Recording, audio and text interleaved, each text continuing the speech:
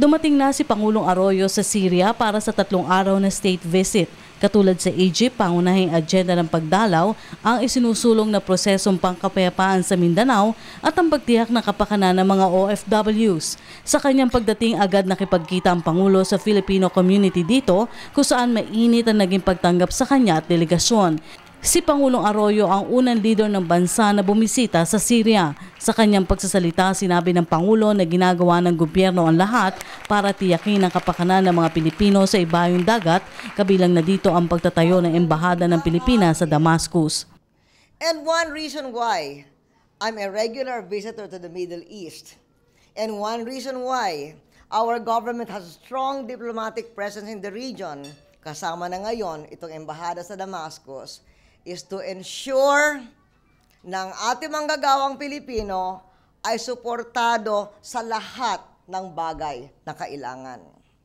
Kasama dito yung tinitiyak na inyong karapatan at mga kondisyon ng trabaho ay pinaiiral.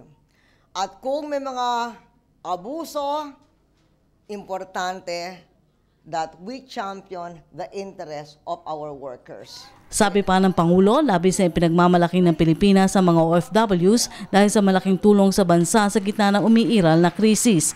Ayon pa sa Pangulo, dapat gawing inspirasyon ng mga OFWs ang pinakahuling panalo ni Manny Pacquiao laban kay Ricky Hatton. Kasama ni Pangulong Arroyo ang Filipino community dito ang nagsaya dahil sa panibagong karangalan na natamo ni Pacquiao para sa Pilipinas.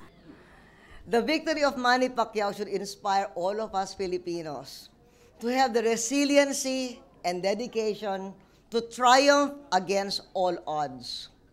Manny Pacquiao continued to train and learn with great discipline to clinch the victory that has now, according to world boxing commentators, made him the greatest fighter ever.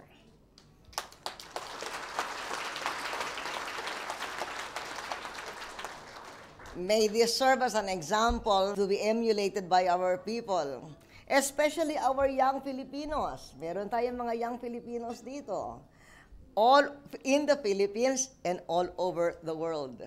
Sa kasalukuyan ay may 17,000 Pilipino ang naninirahan sa Syria.